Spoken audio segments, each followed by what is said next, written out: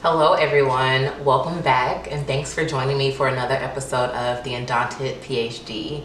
Today's episode will be on landing an internship while in graduate school. We'll be focusing on the when, where, why, and how.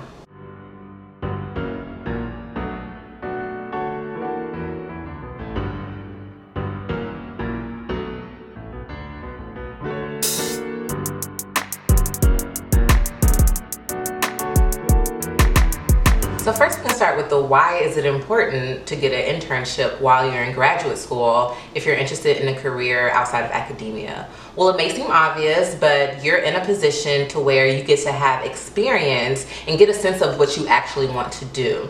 So early on in my graduate career, I knew that I wanted to go into government, but I wanted to be realistic and have contingencies planned in case that didn't work out. And so I began to consider different types of non-academic careers just so that I could be marketable and cover as much ground as possible.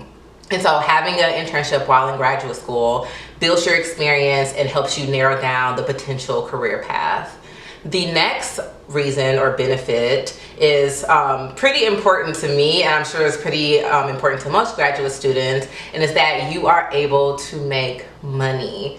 We know that we're broke. We are broke graduate students. For some people, they come into graduate school taking a pay cut and having worked for a company and having an actual salary. For me, thankfully, I was fresh out of undergraduate, so I didn't have to deal with that pay cut, but I was still making very little money in a major expensive city. And so having that money, extra income, even if it's just for a summer or a semester, can really help a lot. And depending on the type of internship, say a tech internship, you can make a whole lot of extra cash, which doesn't hurt.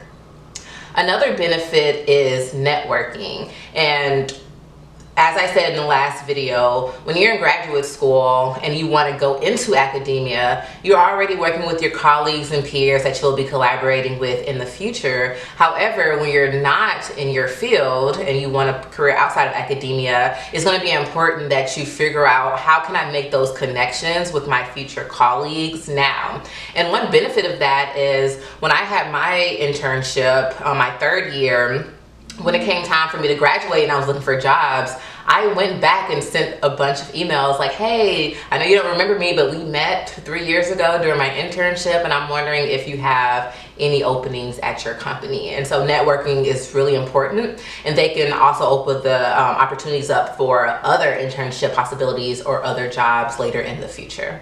The next question is, when should I start a non-academic internship or fellowship? And so to no surprise, this will differ greatly on the graduate student.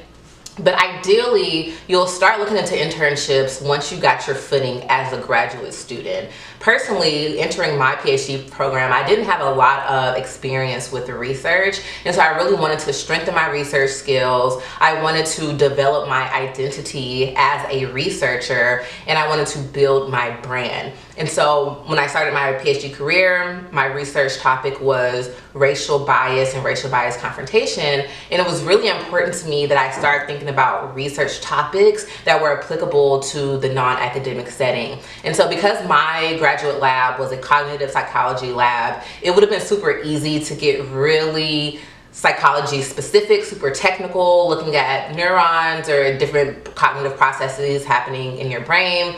But I knew that if I wanted to translate that to a non-academic environment, people on the outside might have had a more difficult time understanding why my research was relevant compared to racial bias confrontation, which is extremely obvious why that is relevant in various contexts. I also felt it was important to strengthen my statistical skills. I came into my program not super confident in my statistical abilities, and so not only did I decide to teach statistics in order to gain that confidence, but I also took extra statistics class beyond the ones that was required for my program. And so I took structural equational modeling, I took multivariate analysis, and a few other statistics class that I knew would make me marketable if I decided to go the tech data science route. After I defended my master's and I had my data experience and course experiences, I still decided to work on campus as a graduate writing consultant. This also gave me experience in interacting with other peers, helping them think through problems and finding solutions to their problems. And so during that time, I'm also building my resume, not only with my research and publications, but also with my on-campus experience.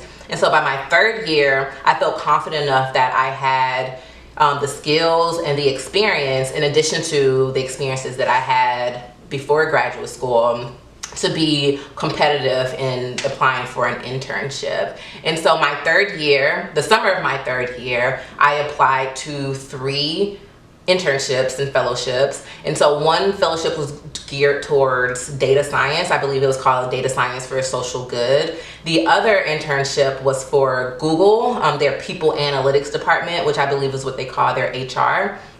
And lastly is for a membership organization called the Society for the Psychological Study of Social Issues.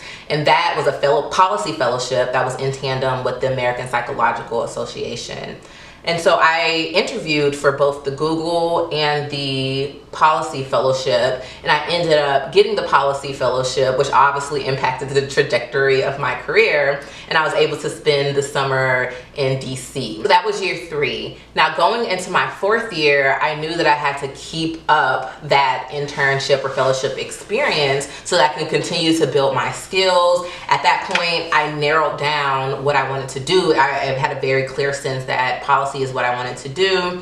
And I decided that I needed to gain more experience. I needed to network more. And so I applied for an internship. It was called the Research to Policy Collaboration. And in this internship, I worked about 12 hours a week during the school year. So this is in tandem with me working as a teaching assistant, me still doing the graduate consultant work on campus, me conducting research and managing RAs, and me still actively taking classes. And so we can discuss if you have comments or questions about how I manage all of those different roles, as well as having a social life, because I was still out there, I was still having a good time, but it could have been a lot to juggle. So my 5th year, I had my final fellowship with the American Evaluation Association.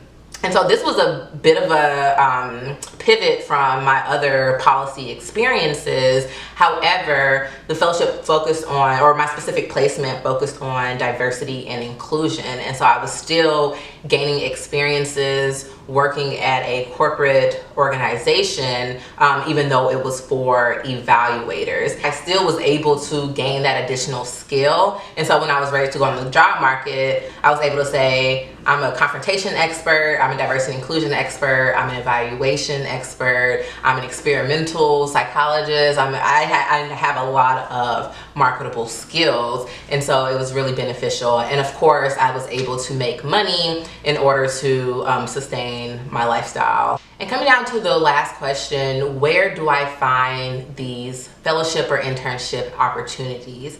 And so if you have a good relationship with your advisor and they're supportive of you having a non-academic career, I will utilize that resource in order to become aware of opportunities. Since they're in their field and they're super seasoned, they have a lot of networks that you might not have freshly as a graduate student, they're in a good position to be on the lookout for opportunities for you, which is exactly what my advisor did. It's really important if you're interested in a non-academic career, or honestly if you're interested in any type of job change, that you start speaking your intentions to your network and let them know, hey, I'm looking for a job, I'm looking for an internship, fellowship, do you know of anything? And so those people can keep you in mind, and it might not be something immediate, but over time they'll say, hey, I know Chelsea was looking for something, let me send her this opportunity. And so that's one of the reasons why networking is important, not just for your career years down the line, but also immediately for smaller opportunities.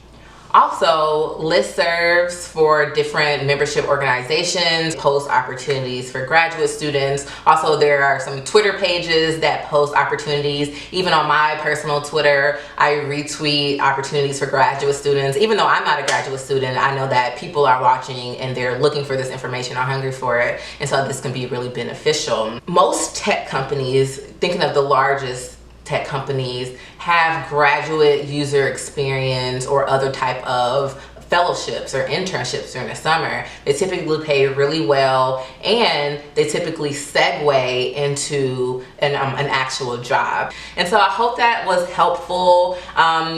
This is one of my favorite topics. I think I'm really good at landing internships and fellowships. So if there are any questions for me and anything that you want me to dig deeper in terms of the how, when, where, why, just let me know and leave a comment.